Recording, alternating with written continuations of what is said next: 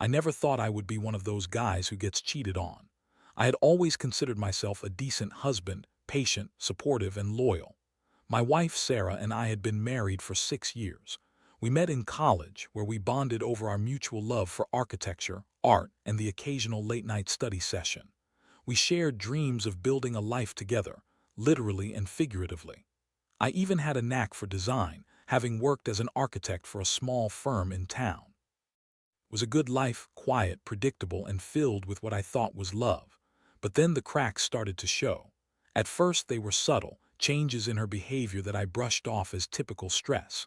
She had been working longer hours at her marketing job, often coming home late and mentioning clients that I had never heard of. I remember the first time I noticed something was off. It was a Friday evening and I had planned a cozy dinner at home. I set the table, lit candles, and waited. But Sarah called just as I was about to pour the wine, saying she was stuck in a meeting. I was disappointed but didn't think much of it. As weeks turned into months, her excuses became increasingly ridiculous. Oh, a client needed my input on a campaign. Sorry, I lost track of time at work. She even started to go out with friends more often, leaving me alone on weekends. When I asked her about it, she would flash that charming smile and say, "I just need some time with my friends, honey. You know how work can be." I shrugged it off, convincing myself I was being paranoid. Maybe I was just overthinking it. But then came the day I found the first piece of evidence. I had decided to surprise her by stopping by her office with lunch. As I walked in, I noticed her office door was slightly ajar. I heard her voice, and it was softer than I remembered. Curiosity got the better of me, so I leaned in. There she was, giggling with a guy I had never seen before. He was younger, charismatic, and they were standing too close for comfort. I felt a swell of anger rise in my chest, but I didn't confront her.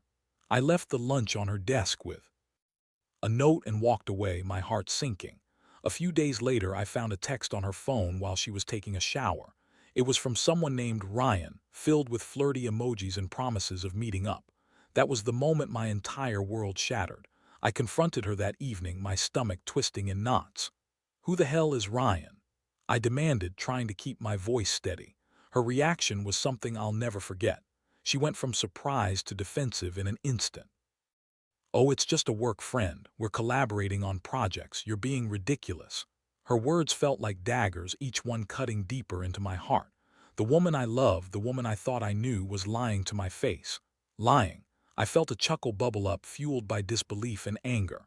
"You think I'm being ridiculous? I saw the way you were with that guy at the office, Sarah. This isn't just a work friend." I was shaking, both with rage and sadness. She wouldn't admit to anything. Instead, she flipped it on me, accusing me of being insecure and controlling. It was infuriating.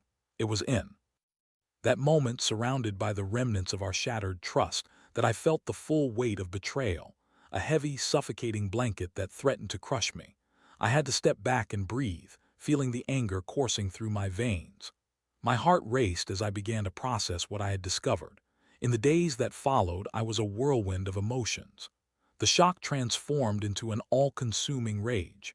I wanted to scream, to vent my frustration, to make her feel the pain I felt. I was lost, torn between love and betrayal, but I also felt an ember of determination ignite within me. This wasn't over. I wasn't going to let her waltz back into my life without a fight. As I sat in our living room one night, staring at the empty space beside me, I realized something. I was going to make a decision. I could either forgive her, which didn't sit right with me, or I could take control of my life again. I wanted revenge, not just for the betrayal, but for the dreams we had built together, which were now in ruins. And to get that revenge, I needed a plan. The idea of building a dream home without her started to take shape in my mind, fueled by the betrayal I felt. I would create something beautiful, something that symbolized everything we had once shared, but without her. It would be my masterpiece, a testament to my resilience. I was going to ensure she never stepped foot inside. So as I lay awake at night, plotting my architectural justice, I felt a strange sense of clarity. This was my life, and I wasn't going to let anyone take that from me, not even my wife. I was going to take charge and build the future I deserved. With each passing day, I delved deeper into my plans, sketching designs and dreaming up possibilities. But I had to keep it all under wraps. The last thing I needed was for Sarah to catch on. I had to act as if everything was normal while I secretly prepared for the most significant act of my life, one that would redefine my future. What I didn't realize was that this journey would take me to the very edge of my emotional limits, forcing me to confront not just my pain, but also my deepest desires for revenge. The path ahead was murky, filled with uncertainty, but I was resolute. I would see this through, and I would come out on the other side stronger than ever. The following weeks were a blur of calculated moves and quiet deception. I had to maintain the facade of a dutiful husband while I set my plan into motion. Every time Sarah walked into the house and flashed that bright smile, I felt a pang in my chest, a mix of anger, betrayal, and the faintest flicker of love that was still buried deep beneath the surface. I couldn't let her know what I was planning. I had to be strategic. I dove back into my work, pouring energy into my projects as an escape from the chaos in my personal life. My firm had recently secured a few high-profile clients, which meant I was often at the office late, leaving Sarah to her own devices. I began to spend countless hours designing a dream home that would ultimately serve as my sanctuary. It was to be a modern marvel, open spaces, sweeping glass walls, and a sleek, minimalist aesthetic that would outshine anything we had ever dreamed of together. I took inspiration from the things Sarah had always wanted but had never been able to afford: hardwood floors, a chef's kitchen, and an outdoor entertaining area that would make any gathering unforgettable. It felt almost therapeutic to sketch out these designs, each line drawing me closer to the future I envisioned for myself. Each evening, I'd sit at my dining table, drafting plans and collecting ideas, feeling more alive than I had in months. The only one I needed to keep in the loop was my best friend, Mike. He had a knack for construction and design, and I confided in him about my situation. "Man, I can't believe she's cheating on you with some architect. It's like a bad cliché," he said, shaking his head in disbelief. I could see the fury in his eyes as he listened to my story. "You know I've got your back, right? If we're doing this, we're going all in." Mike was my rock during this time. He helped me source materials for the house, offered advice on the best contractors, and even joined me in the occasional late-night brainstorming sessions. As I shared my ideas with him, the excitement started to bubble within me. This was happening. I was reclaiming my life. Of course, I had to keep the details from Sarah. When she asked about my late nights, I'd shrug it off, saying I was just busy with work. I tried to engage in our usual conversations, but it felt strained. She would talk about her day, and I would nod along, but my mind was racing with thoughts of blueprints and design choices. Little did she know, the plans I was crafting were meant to be a testament to my newfound independence. One evening, Sarah came home particularly late, her cheeks flushed and her smile a little too bright. "You won't believe the event I just came from. It was amazing," she exclaimed, flopping onto the couch beside me. I could smell the faint hint of cologne lingering on her clothes, and it made my stomach turn. I forced a smile and asked her about the event, suppressing the urge to grill her about Ryan. "Oh, it was just a client meet and greet. Nothing too special," she said, brushing it off. But the way her eyes sparkled told me otherwise. The truth was, I was becoming increasingly aware of her lies, and it stung more than I cared to admit.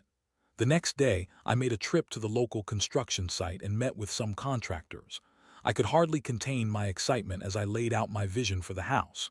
They seemed impressed, throwing around terms like dream project and exciting opportunity. As I walked away, I felt a renewed sense of purpose. This new house would not only be a physical structure but a powerful statement of my resilience. At home, I began to prepare for the eventuality of telling Sarah about the new house. I didn't want to blindside her completely, but there was a part of me that relished the idea of her reaction when she realized the house was for me, and only me. I envisioned her face as she stood outside, staring at the place that had once held her dreams, but now stood as the monument of my independence. I wanted her to feel the weight of her betrayal, to understand the consequences of her actions. The more I planned, the more I felt the emotional fire within me grow. It was no longer just about revenge. It was about reclaiming my life and my happiness. I had once left my mark on the world through the buildings I designed, and now I was going to do it on my own terms, without her. As my plans solidified, I could feel the tension in the air between us. Sarah continued to act oblivious, but I knew that the cracks in our relationship were becoming too wide to ignore. The late-night texts and phone calls became more frequent, and I often caught her staring at her phone with a guilty look on her face. I was on edge, feeling the weight of the secrets we both carried. One day, as I was brainstorming ideas for the new house in my office, I heard her walk in while I was lost in thought. She leaned against the doorframe, arms crossed, and studied me. "You've been acting strange lately. What's going on with you?" she asked, her tone casual but probing. I took a deep breath, ready to play it cool. "Just busy with work. Lots of deadlines coming up," I replied, trying not to let my emotions slip. But she wasn't convinced. Her eyes narrowed and I could see her suspicion growing.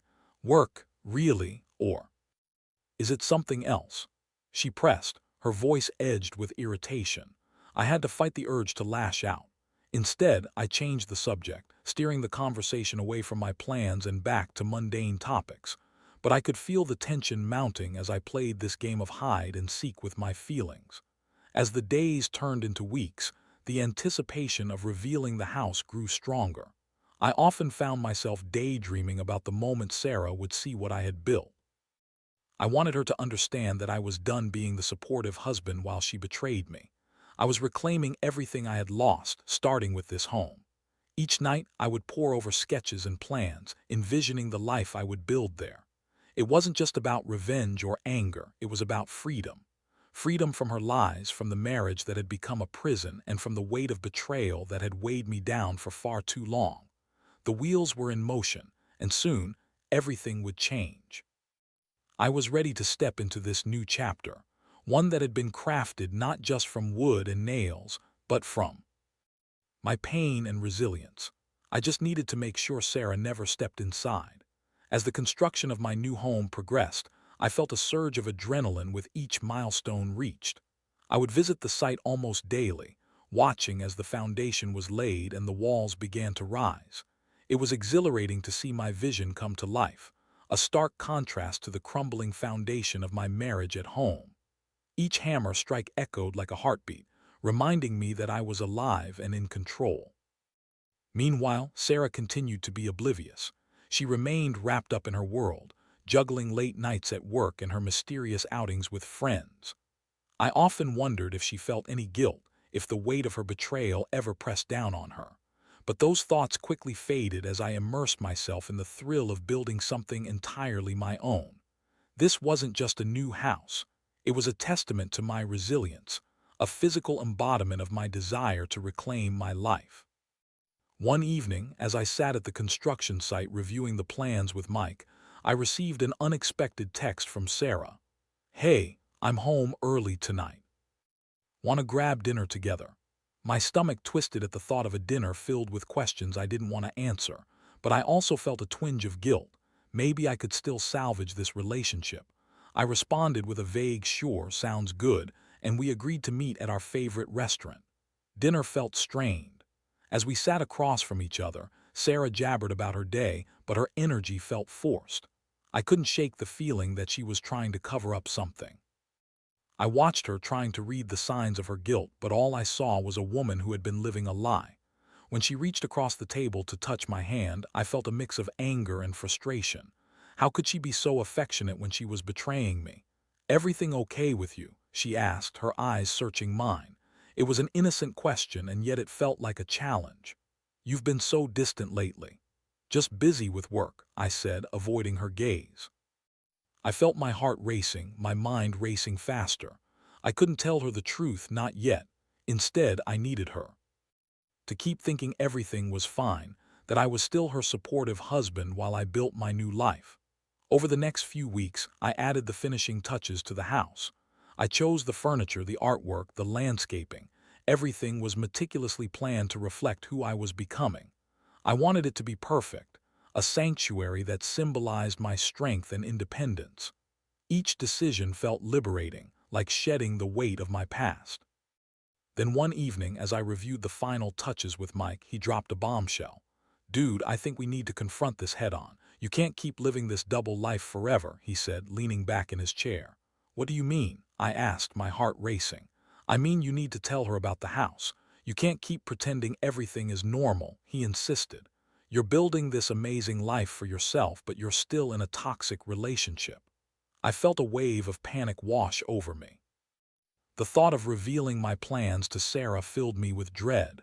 What if she reacted poorly? What if she begged for forgiveness? I wasn't ready for that. I needed this to be my moment of triumph. "I'm not ready yet, Mike," I finally replied, shaking my head. "I need to see this through first." He sighed, running a hand through his hair. "Just promise me you won't wait too long. This is your life and you deserve to be happy." With those words echoing in my mind, I returned home, feeling the weight of our conversation linger. I had to confront Sarah eventually, but the timing had to be just right. I needed to be in control of how this played out to have the upper hand.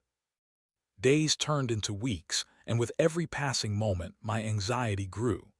Sarah continued to act as if nothing was wrong, throwing me birthday surprises and weekend getaways, all of which felt like distractions from the reality we were living. Meanwhile, I painted a different picture in my mind, one where I stood in the living room of my newly built house, free and unencumbered by guilt. One evening, while going through construction updates at the site, I overheard a conversation between two contractors. They were discussing a woman who had come by to check on the progress. My heart raced as I realized they were talking about Sarah. She was asking about the owner, one of them said she hoped to get in touch soon. Panic surged through me. What if she found out? I couldn't let that happen. I had to act fast. I decided right then that it was time to prepare for the confrontation. I would have to tell her everything before she had the chance to snoop around and uncover my plans. I wanted to be the one to reveal the house to her, not the other way around. That weekend, I arranged a dinner at home. I cooked her favorite meal, lit candles, and set the table as if we were celebrating an anniversary. I wanted to create the perfect atmosphere for what I knew would be a devastating conversation. As I put the finishing touches on the meal, I felt a knot in my stomach. When Sarah walked in, her eyes lit up at the sight of the table. I forced a smile, masking my anxiety. "Surprise. I thought we could have a nice dinner together," I said, trying to sound cheerful. Her expression changed to one of surprise and delight. "Wow, this looks amazing. You didn't have to go through all this trouble," she exclaimed, peering at the spread I had prepared. "I wanted to," I said, my heart racing at the thought of what was to come. "There's something we need to talk about after dinner." She nodded, her smile fading slightly. "Okay, what's on your mind?" We sat down to eat, and the atmosphere was thick with unspoken tension. As we shared our meal, I could feel the moment drawing closer. Each bite tasted bittersweet, knowing that it would likely be our last meal together as a couple. After dinner, I took a deep breath, preparing to dive into the unknown. "Sarah, we need to talk about our relationship." I started, watching her face closely. Her demeanor shifted, and I could see the wariness creeping in. "What do you mean?" she asked, her eyes narrowing slightly. I steeled myself, ready to lay it all out. "I know about Ryan, and I know you've been lying to me." Her eyes widened in shock. "What? How did you?" "Doesn't matter. What matters is that I've been hurting and you've been lying. I deserve better than this, and you do too," I said, my voice steady. "David, please, it's not what you think. I've been stressed about work and Ryan is just a friend," she began, but I cut her off. "Save it. You've made your choices and I'm done being a pawn in your game. I have something to show you." I walked her to the living room where I revealed the architectural plans for my new home. "This is what I've been working on. It's my project, my future without you," I said, my heart pounding in my chest. Her face fell, shock evident in her features. You're building a house." "Yes, and it's something I've always wanted, something real and honest, and you can't be a part of it." Her expression shifted from shock to anger, and I braced myself for her reaction. "You can't be serious, you're just going to throw everything away." I matched her intensity. "You threw it away when you chose to betray me. This was supposed to be our dream, but now it's just mine. I'm reclaiming my life, Sarah." The silence that followed was deafening. I could see her processing the reality of what I had just revealed, the betrayal she had inflicted upon me now reflecting back at her. The truth was laid bare, and I felt a strange sense of liberation wash over me. As the confrontation unfolded, I realized I was no longer the husband trying to make things work. I was a man taking control of his destiny, determined to emerge from the shadows of betrayal. It was a pivotal moment, one that marked the end of our marriage and the beginning of my journey toward healing. What I couldn't predict was how Sarah would respond next. Her reaction would set the stage for everything that was about to unfold, and I was ready to face whatever came next, one step closer to architectural justice. The air hung thick with tension as Sarah processed the harsh reality of what I had just revealed. Her face transformed from shock to anger, her brows furrowing as she struggled to find the words. "You're actually serious about this. You think you can just erase everything we've built together?" She spat, the hurt in her voice mingling with indignation. I held my ground, feeling a strange sense of clarity wash over me. "You've already started erasing it by choosing to betray me, Sarah. You made that choice and now I'm making mine." I wasn't going to sugarcoat it anymore. I could see the fight in her eyes and that only solidified my resolve. "How could you do this to us? We've been through so much," she exclaimed, her voice trembling. "Yeah, and you've thrown it all away for some cheap thrill with Ryan. You don't get to play the victim here," I shot back, my heart pounding. It was surreal. This wasn't just a confrontation. It was the dismantling of a life we had built together. And yet I felt liberated rather than defeated. Sarah took a step back, her face pale. "You don't mean that. You can't just walk away from everything we've worked for," she said, her voice lowering. "Oh, but I can. You think this is about the house." I gestured to the plan spread out on the table. "This is about my life and reclaiming myself. I'm tired of living in your shadow." She crossed her arms, her expression shifting from fury to desperation.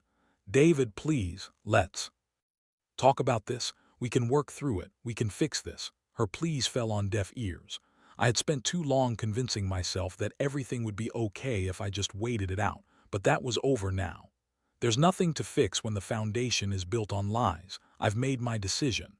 The silence that followed felt like a heavy weight pressing down on us. Sarah's face crumpled, and for a moment I felt a flicker of empathy, but that thought quickly vanished. This wasn't just about her, it was about me reclaiming my future. "I can't believe this is happening," she whispered, her voice breaking. "You're throwing us away like we meant nothing. Maybe you meant nothing to Ryan, but I've always valued what we had, until you decided to betray it," I said, my voice steady. I knew how harsh my words sounded, but I had to be firm. I couldn't let her guilt trip me into second-guessing my decision. "I thought you were better than this," she said, her eyes glistening with unshed tears. "I thought we could figure it out." "You thought wrong," I replied. "You made your choice, and now I'm making mine." As the confrontation dragged on, the emotions in the room swirled. Anger, sadness, betrayal, it was all there, simmering just below the surface. I watched as Sarah's mask of composure began to crack. Her facade of confidence waned, exposing the vulnerability beneath. But I wasn't going to let her guilt draw me back in. "Where will you go?" she finally asked, her voice small. "I'll figure it out," I said simply. "I'm not worried about the logistics. I'm worried about my future. I deserve to live without looking over my shoulder." She didn't respond right away, and I could see her processing my words, weighing them against the reality of what was happening. "So that's it? You're just going to walk away?" "Yes," I affirmed, feeling the weight of my decision lift off my shoulders. "I'm walking away from a marriage built on lies. I refuse to let this define me anymore." The conversation died down, and we stood there in the living room, the air thick with unresolved tension and memories of what once was. I could see the pain etched on her face. It was a reflection of my own hurt, but I had come too far to back down now. "I'm going to finish the house," I said, breaking the silence. "And when it's done, it'll be mine, my own space, my own life." "David, please," she started, but I held up a hand to stop her. "No more please. This isn't a negotiation. I've made my choice." I felt a surge of empowerment as I stood my ground, and for the first time I felt in control of my own narrative. The next few days passed in a blur. After that confrontation, Sarah tried to reach out to me multiple times, sending texts and calling, but I ignored her. I needed space to process everything. The house was consuming my thoughts. All I could see were the walls rising around me, the vision coming to life. It was like I was pouring my angst and pain into this sanctuary, but emotionally I was drained. The anger that had fueled my plans began to ebb, leaving me with a hollow ache. I spent my nights at the construction site, surrounded by unfinished walls and the sounds of workers busying themselves with the details. Each hammer strike was a reminder that I was building something new, something for me. One night, as I stood in the dim light of the construction area, I felt a wave of doubt wash over me. Was this truly the best way forward? Part of me longed for closure, the kind that could only come from a heartfelt conversation. Maybe I could still salvage something from the rubble of our marriage, but as quickly as that thought crept in, I pushed it aside. I had seen the lies, I had felt the betrayal. I knew better than to fall into that trap again. Then came the day I had been waiting for. The final touches of the house were set to be completed. I scheduled a walkthrough with the contractors, and as I entered the house, I felt a rush of pride. This was mine. This was the life I had fought for. As I walked through the empty halls, I could see my future unfolding before me. I imagined the furniture I would place, the colors I would paint the walls, the moments I would create in this space. It was exhilarating. This house was more than just a building. It was a symbol of my rebirth, a sanctuary where I could finally be myself. But in the midst of my excitement, I received a text from Sarah. "Can we talk? I need to explain everything," it read. My heart raced. Part of me wanted to ignore it, to let the past stay buried. But another part of me felt a flicker of curiosity. What could she possibly say that would change anything now? I hesitated, torn between the urge to respond and the desire to block her out completely. In the end, I chose to stay silent. I didn't owe her anything, not explanations, not conversations. I had chosen my path, and it was time to walk it. The day of the final walkthrough arrived, and as I stood in the living room, I marveled at the transformation. The house was beautiful, a flawless blend of light and space. It was everything I had dreamed of, a place that would welcome me with open arms. But just as I was about to leave, I received another text. "I'm outside. Can we please talk?" Panic surged through me. She had come to confront me in person. I took a deep breath, weighing my options. Part of me wanted to tell her to leave, to continue on my path of independence. But another part was tempted by the possibility of closure. Maybe she could finally face the truth. Maybe I could finally let go of the past. I walked to the door and opened it, steeling myself for whatever was about to come. Sarah stood there, her eyes red-rimmed and puffy, as if she had been crying. In that moment, I realized that she wasn't the only one who had lost something. I had lost the woman I thought I knew, and I had lost the life we had shared. "David," she began, her voice trembling. "I know I messed up. I messed up in ways I can't even begin to explain, but I'm here to tell you that I'm sorry. I never meant to hurt you." I stared at her, my heart a battlefield of conflicting emotions. Could I really let her back in? Could I forgive her? "I just want a chance to explain, please," she pleaded, her voice cracking. As I stood there facing her, I knew I had a decision to make. Would I give her the opportunity to express her regrets? Or would I stand firm in my resolve and push her away, solidifying my newfound independence? The choice was mine, and it would shape the next chapter of my life, whether it was the beginning of healing or the final nail in the coffin of our relationship. I took a moment to collect my thoughts, the weight of the decision heavy on my shoulders. I could either close the door on the past and fully embrace my future, or take a step back and see if there was a glimmer of hope for what might still be. The choice was mine, and I felt the gravity of it settling in. As I stood at the door, feeling the weight of Sarah's gaze upon me, I realized that this moment was more than just a confrontation. It was a crossroads. On one side, there was the promise of healing, a chance to explore whether we could salvage something from the ashes of our marriage. On the other, the allure of freedom beckoned, freedom from betrayal, from lies, and from the painful memories that had become intertwined with our life together. I took a deep breath, my heart racing. "All right, Sarah, you have 5 minutes," I said, stepping aside to let her in. As she walked through the threshold, I felt a mix of emotions, anticipation, anxiety, and a flicker of hope, but I quickly reminded myself to stay grounded. I was no longer the man who would settle for half-truths and empty promises. Sarah settled into the living room, her eyes darting around as she absorbed the space. "It's beautiful," she said, her voice tinged with awe. "I can't believe you built this." "Thank you," I replied, keeping my tone neutral, "but let's focus on why you're here." She nodded, her expression shifting from awe to remorse. "I know I don't deserve this chance, but I want to explain myself. I've been doing a lot of soul-searching since everything happened." I crossed my arms, waiting for her to continue. Part of me was skeptical. Was this just another rehearsed apology, or was she genuinely remorseful? "I've been seeing a therapist," she said, meeting my gaze. "I've been reflecting on my behavior and the choices I made. I was so caught up in my insecurities and the pressures of life that I lost sight of what really mattered. I made a terrible mistake and I'm so sorry." I felt a knot tighten in my stomach. "Sorry doesn't change what happened, Sarah. You had a choice. You chose to betray my trust." "I know," she said, tears pooling in her eyes, "and I'll live with that regret for the rest of my life, but I can't change the past. All I can do is ask for your forgiveness. I never wanted to hurt you." Her voice trembled, and I saw genuine pain etched across her face. It was almost enough to sway me, but I couldn't shake the feeling of betrayal.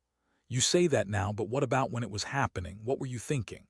"I thought it was harmless at first," she admitted, her voice barely above a whisper, "but it spiraled out of control. I didn't mean for it to go that far. I was confused and scared of losing you. I thought I could handle it." "Handle it?" I echoed, my voice rising. "You call having an affair handling it? You were my partner. Sarah, you were supposed to communicate with me, not run away from our problems." "I know," she choked out, tears spilling down her cheeks. "I messed up in ways I can't even begin to explain. I realize now that I was running from the very thing I needed most, our relationship. I've been living in a fog, and now I see everything clearly." I studied her, trying to decipher her sincerity. Part of me ached for the woman I had loved, the woman I had thought I knew. But the other part of me remembered the pain, the betrayal, and the anger that had fueled my plans for revenge. "You've said what you needed to say, but I need time to process this. I've spent months building a life without you in it, and I'm not ready to just jump back into what we had." Sarah nodded, her face a mask of despair. "I understand. I just wanted you to know how truly sorry I am and that I'm willing to do whatever it takes to make it right." The weight of her words hung in the air between us, and I could feel the walls of our relationship shifting. "What do you mean by whatever it takes?"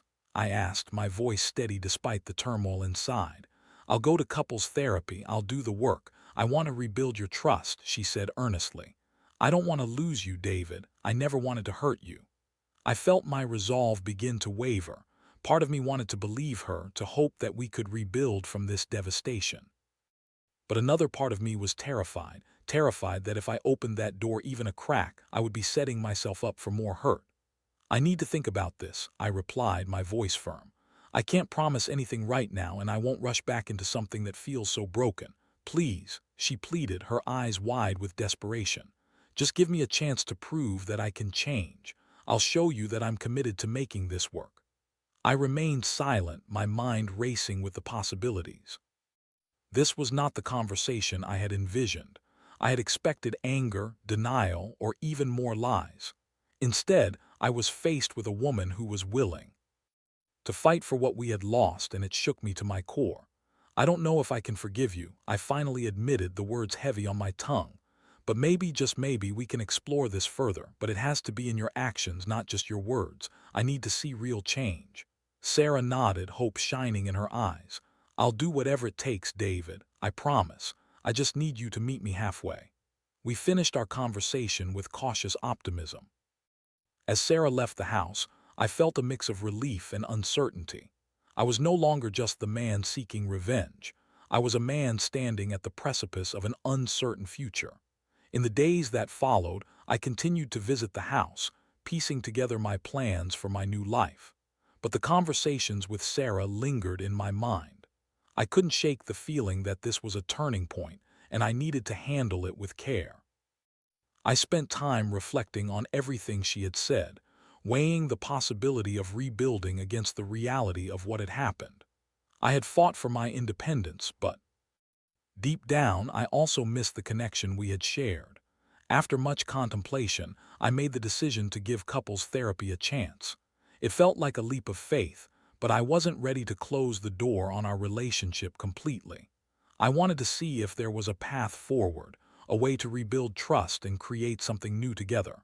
The first session was daunting. I felt a wave of anxiety wash over me as Sarah and I sat in the therapist's office, facing a stranger who would help us navigate our emotional landscape. "Let's start with why you both are here," the therapist prompted, looking back and forth between us. As I shared my feelings of betrayal and hurt, I felt a release, a catharsis that had been building for months. Sarah listened intently, her expressions shifting between remorse and understanding. In that room, I realized healing wouldn't happen overnight. It would take time, patience, and effort from both of us. But as we delved deeper into our issues, I began to see small glimmers of hope. Perhaps rebuilding was possible, but it would require commitment from both sides. As the sessions progressed, I found myself cautiously optimistic. I was learning to communicate my feelings and listen to Sarah's perspective, and she was actively working on her own issues. Each session felt like a step forward, even if it was a small one. But I knew we were still far from being whole again. The road ahead would be challenging, and I would have to wrestle with my own emotions and insecurities along the way. As I continued to build my new life, I kept the house as a symbol of my journey, one that reflected not just my desire for revenge, but a commitment to growth and healing. I hoped that, in time, it would also become a symbol of renewal in our relationship. As I navigated this new path, I learned that healing wasn't linear. It would have its ups and downs. But I also learned that it was possible to create something beautiful from the wreckage of betrayal. I had reclaimed my independence, but now I was also learning to embrace vulnerability, a balancing act I had never anticipated. The choice between revenge and reconciliation had led me to uncharted territory, and I was beginning to understand that both paths could coexist.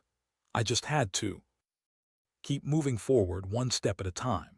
As I settled into this new chapter of my life, I realized that healing is a messy process. It doesn't just happen in the therapist's office. It seeps into every part of your life, reshaping your understanding of love, trust, and forgiveness. Sarah and I continued our sessions, slowly peeling back the layers of our relationship, revealing the raw, often painful truths beneath. In our discussions, we tackled the hard questions. Why did Sarah cheat? What void was she trying to fill? For her, it wasn't just about the betrayal. It was also about her own insecurities and fears of failure. I learned that she had been grappling with pressures at work and feeling inadequate in our marriage, which led her to seek validation elsewhere.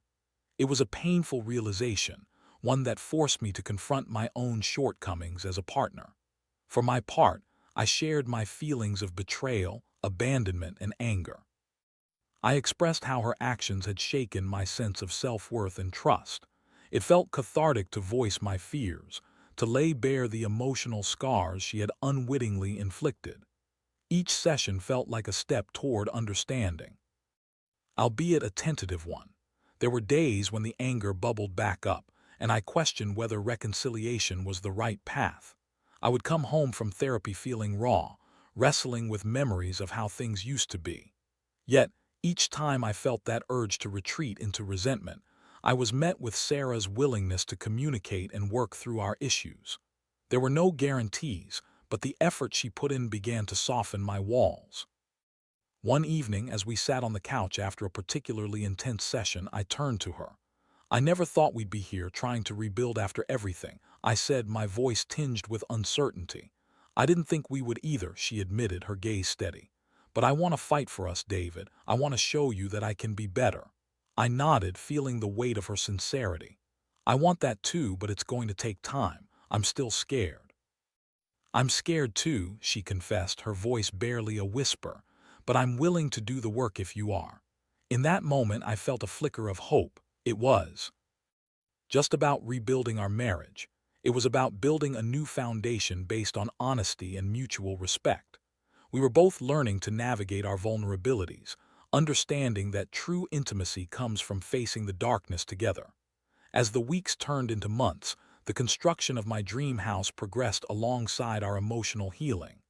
I spent weekends at the site, watching the final touches come together. Each nail hammered, each plank secured, felt like a metaphor for my own journey, one of resilience and determination to create something beautiful from the chaos. One afternoon, as I stood in what would soon be the living room, it struck me how much I had transformed. This house was a physical manifestation of my growth, a space where I could finally breathe freely and embrace my independence. I envisioned future gatherings, filled with laughter and love, and the possibility of a new beginning. When the house was finally completed, I planned a small gathering, a housewarming party for friends and family. I wanted to celebrate not just the physical space, but also the journey that had brought me to this point.